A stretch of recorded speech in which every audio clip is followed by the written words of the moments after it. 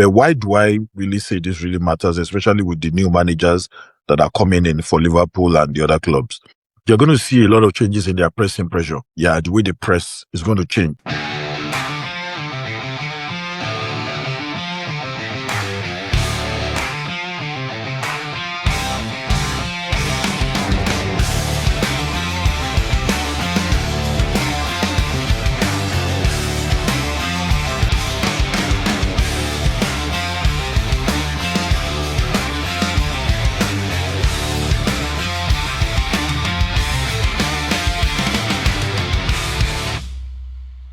Hello, good evening. This is Taiwo Najobi, your host on Lanonasis Maple Sports. You know, we like to bring you unfiltered opinion, sharp analysis, and some big love for Canadian hoops and ice. Today's a good day. Everybody's talking about the new season.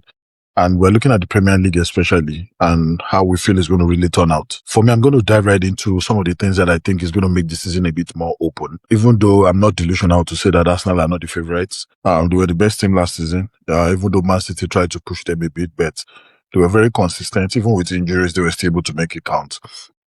This season, they are the clear favourites, but there were a couple of things that happened in the World Cup that may be some kind of setback. What they've tried to do is go for some signings that help to stabilize them a bit more.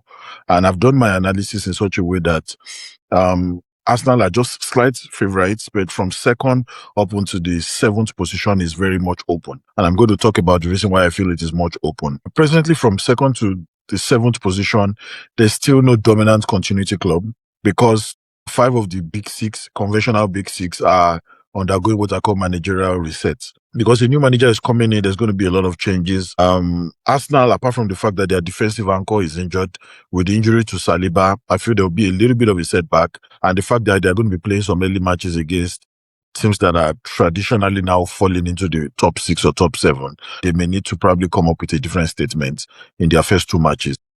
The way it is, I clearly say that the defensive anchor of Arsenal, is down, and it may be something to worry about. Manchester United are facing a much heavier schedule. Last year, they played only 40 games. It was clear they knew the number of games they were going to play, and they were able to orchestrate how to just win. But right now, they're going to be playing more games. They've gone for some new guys as well, but it looks like they'll probably struggle a little bit. But I'm really looking forward to see how they're going to do, at least within the first 12 games. If you look at Chelsea and Spurs, they are a bit in the same category, 2 new coaches, and they're spending some big money in this window.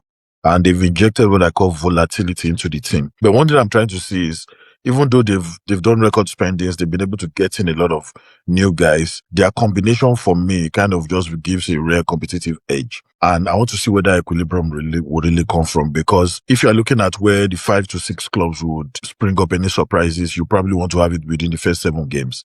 Just see where they can bring up surprises, and hopefully they're able to create that separation that can help them compete against the favorite, which is Arsenal again. So looking at it generally, I did my analysis based on some parameters, and I call them structural shifts. Is it that maybe there's a major collapse of managerial continuity, or there's an epic outstanding performance of the traditional big 6, and we're able to see only Arteta has been in a club for at least more than 3 to 4 years. So there's already a redeem. There's already some kind of continuity going on. But why do I really say this really matters, especially with the new managers that are coming in for Liverpool and the other clubs? You're going to see a lot of changes in their pressing pressure. Yeah, the way they press is going to change. You're going to see build-up patterns. There's going to be a lot of changes in their build-up patterns. You're going to see their selection hierarchy, the players that are going to start, because you're going to have Alonso coming in with a different philosophy. You're going to see their training rhythm change.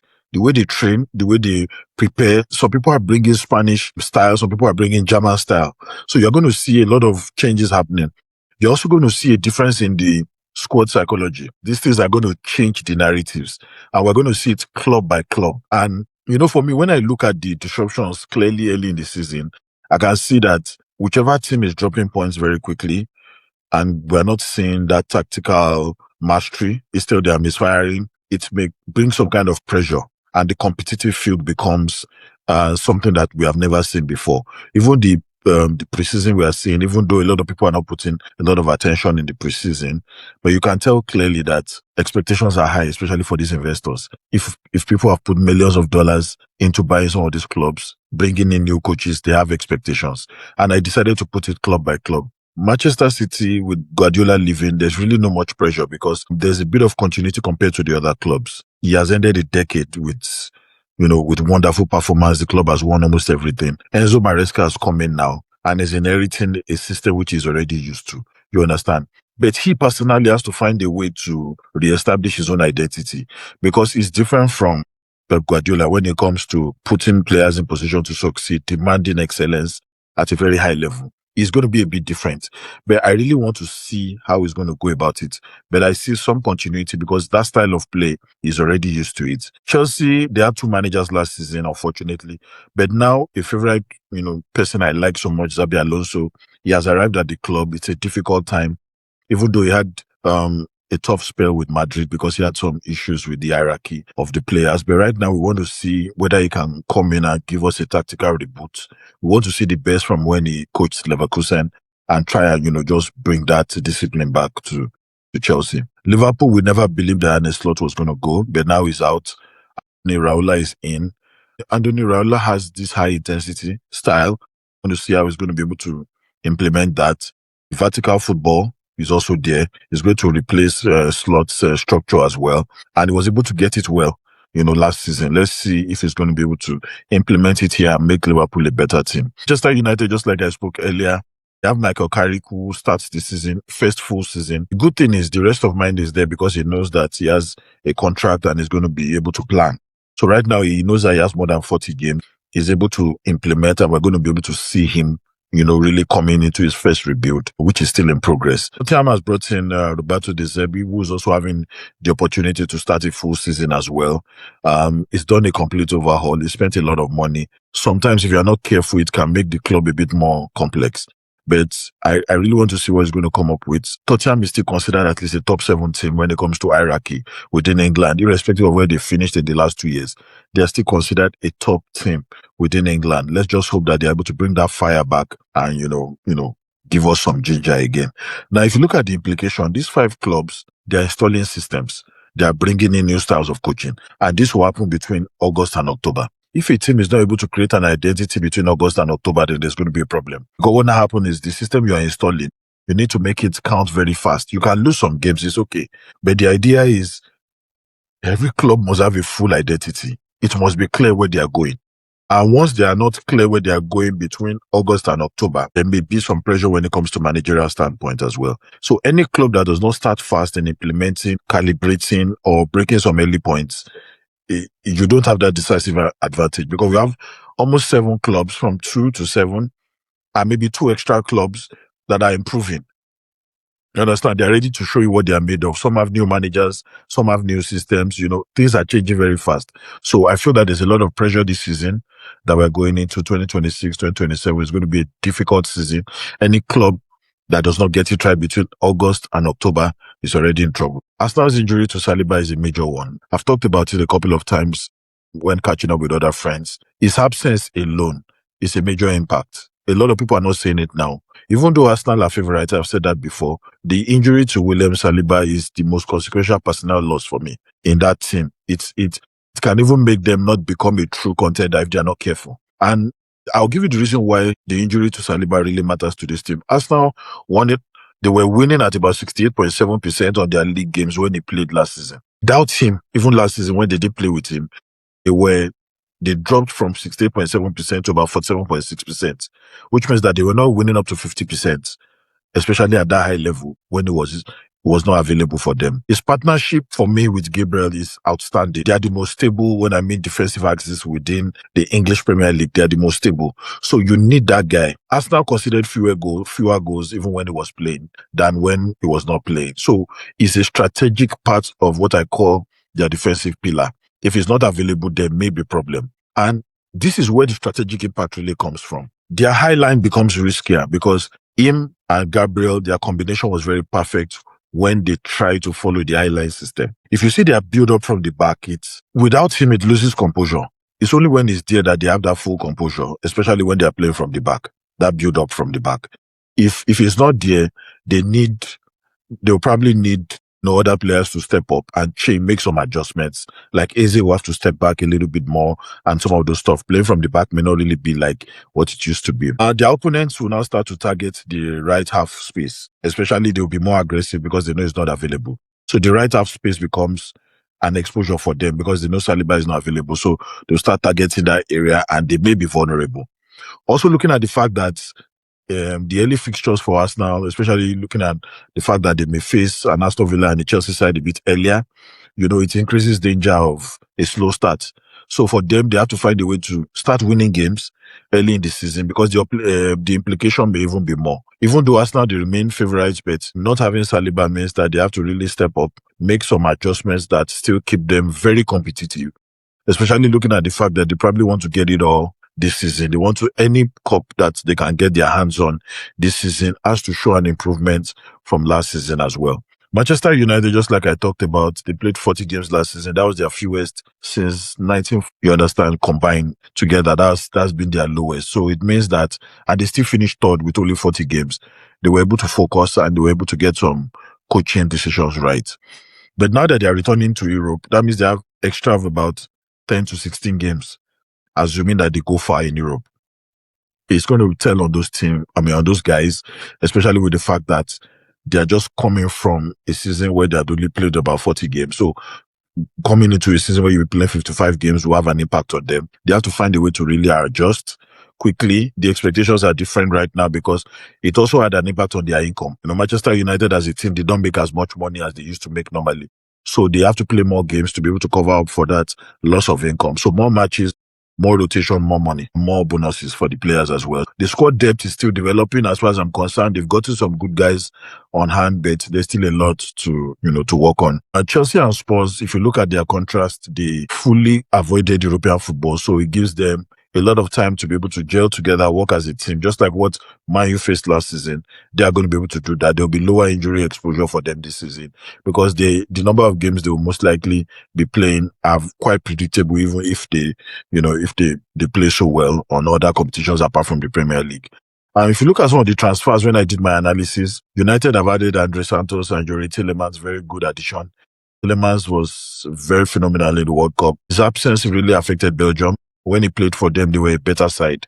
And that's why, it was a good signing for us. I was so happy when I heard this. The depth for me is not as questionable as what I thought it was before, but I feel that they should be able to manage workload. Tielemans, I know he's not 100%. He was still injured in the World Cup, but hopefully he's able to bounce back and still play some significant matches for United this season. I believe United will start strong. I'm a Manchester United fan. Re-entering Europe, they are going with a statement with a coach that has already flourished at that level multiple times. So I believe that they should be able to make some noise within the world of Europe. Chelsea and Spurs, for me, are the volatile dark horses. They're not in Europe this season, but they have coaches that want to be able to stamp their identity. They underperformed last season. Chelsea's one was even very, very, very, very underwhelming. Nobody saw it happening. They have spent aggressively. They injected a lot of talent. It took some risk this season as well. What we just want to, so if you look at it now, they added Morgan Rogers, who eventually became the most expensive British player ever, 117 million. They added Marco Palestra, and Welbeck, Jordan Henderson, Lacroix. Xabi Alonso even coming in, very disciplined coach. And I was so happy because he went for Jordan Henderson. He's preparing leadership for the team. Jordan Henderson and Xabi Alonso have similar personality, leadership. They're able to lead a team, take them to their El Dorado. So I believe that he'll be able to bring Jordan Henderson to a leadership position and help them take the team to a different level this time around. Team's transformation has been, I don't want to call it stupendous, surprising for me. They spent 237 million pounds so far this season. They bought Matheus Fernandes for 85 million. They bought Sandro Tonali 100 million. They added Van Heek, Senesi, Robertson, and Dubravka. That's alarming, as in it's a big statement for them. No European football. They don't have full training weeks. They have a new manager. So definitely there's a new tactics coming in. There'll be volatility. There's pressure to integrate quickly. That's what I'm saying, especially for the owners of Tottenham. Those guys, they want quick results. The team has suffered a lot within the last 2 seasons. They need something done quickly, and that's why they decided to spend 237 million. So right now, I think the squad is deep enough. They should be able to, even though they are not favorites, Chelsea is not a favorite this season, they should be able to at least get 75 wins and maybe a lower percentage on losses. I need them to get 75 wins because that's the only way they can consolidate this amount of money they've spent. At least win 75 games. And you can have some draws. Low percentage draws. Okay, let's just say on a practical term, you can have 69 wins and a few draws, but 75 matches, in good standing, draws or wins, as the case may be. May be difficult to get about 80 points. So it's going to be difficult. I mean, to get 75 to 80 points for them may be a bit difficult. So I'm looking at between 69, generally if their new system clicks early. So those are some of the things I'm really looking forward to, especially for Chelsea and Chelsea and Tottenham. Those two teams, they really deserve some spark going in. And I really wish their managers step up and make it count. So there's some questions I'm going to just put out there that I'm really using to kind of judge what their first 10 games will look like. I want to see City's tactical identity under Maresca. They're not going to play any different, but I don't feel Maresca has the same personality with Guardiola, but I want to see if it will resemble it or it will be something new. And because of the fact that he has also coached somewhere else in Chelsea briefly before coming back, if it was that he was an assistant in Man City and he continued from where Guardiola started, it would have been a different conversation. But right now, he has gone to Chelsea before coming back, so I want to see how it flows in. Arsenal's defensive metrics would change a bit because Saliba is no more there. He's just gone through surgery, and I want to see their eye-line recoveries. I want to see whether it's going to be better. And those are things I'll be looking out for in the first 10 games. This pressing pressure under Alonso, I don't know how it's going to look like. Because if you see the Leverkusen style, that pressing pressure, I don't know how he's going to implement that in Chelsea, but I'm looking forward to it. I know he's a very disciplined coach. He has brought in some guys that can put him in a position to succeed. But I want to see that high pressing, how he's able to do it, the Leverkusen style. For me, it didn't really work so much in Madrid. I saw a bit of pressing, but not consistently in Madrid. But Madrid still has some kind of identity that fought his own style of football. First midfield, I don't know how it's going to look like. Fernandes, Tonali integration. I don't know the speed in which that is going to happen, but I'm really looking forward to it. I want to see how they're able to integrate in the middle. With the new guys they just bought, Manchester United, I hope on the ball, they're able to connect the dots. There's still some injury concerns. Even Tielemans is not 100%, but I want to see how it works out. And the first 10 games is really up for grabs. I'm looking for how that can work out. So that gives you an idea of what the top 6, top 7 may, begin to present to us. Newcastle too has moved on from their coach. They have a new coach coming in and, a lot of things are up. Guimaraes too, on the move. With a lot of things, a lot of moving parts that are just happening. And there's also money and power going on. Suppliers that Real Madrid were to sign Jan Diomande for about 135 million euros on a 7-year deal. That was very interesting. I saw that they were able to spread the amortization and manage some FFP optics as well. That was a very smart move. Madrid is committed to, to staying at the top of their talent pyramid. They were able to get Vinicius Jr. to commit to them, and I like the way they went about it because they showed Vinicius that they want him to stay, and Vinicius, his extension even goes up onto 2032. They've always had an history of making sure that they keep a lot of their Brazilian talents, and I like the way they went out of their way to make this really work. With Vinicius Jr., they've locked him in at his prime age. He's still playing at a very high level. They are protecting their continuity, and they know that Barcelona too is improving. So they need to make sure that commercial value is there. Vinicius Jr. is very popular in South America. Even though Brazil didn't do so well, but you need to keep him so that you're able to compete at a very high level. Mohamed Salah moved to Trabzonspor on a huge wage. I was surprised that Trabzonspor can pay this amount of money. See how ambitious they are. I thought it was only big 5 clubs. I don't even think they can pay the kind of money they are paying immediately. But Turkey was able to bring up this kind of money, these high salaries. And, I now see the reason why he's able to move, because if a club like Turkey can pay him this much. When he left Liverpool, I was thinking he would go to Saudi Arabia, but when he went to Turkey, I was interested in checking how much, they were going to offer him. And that was a lot of money, that regional prestige. And he's able to still get that European participation, because if he's able to get Trabzonspor to still play at the Champions League, that would be good. So for him, he still has that European presence, not like going to Saudi Arabia where you can't participate in Europe again or even participate in Champions League. So he still gives himself some opportunity to play at a very high level. Arsenal Emirates sponsorship extension till 2033. That's a smart move, especially now that that's the most, if not the most popular team now in England, showing their legacy. Their partnerships are at the very high level. Long-term shared deals, their stadium dealers completely stabilized. So it's clearly because they are the most commercially viable team right now. The team with the most stable structure, and they have just won the Premier League. So they are definitely the favorites to go into 2026, 2027. So everybody wants to be able to seal deals that keep everything going. So just like continuity that is happening with former players that are buying off clubs. So who is a former Chelsea player is leading a consortium to buy Northampton.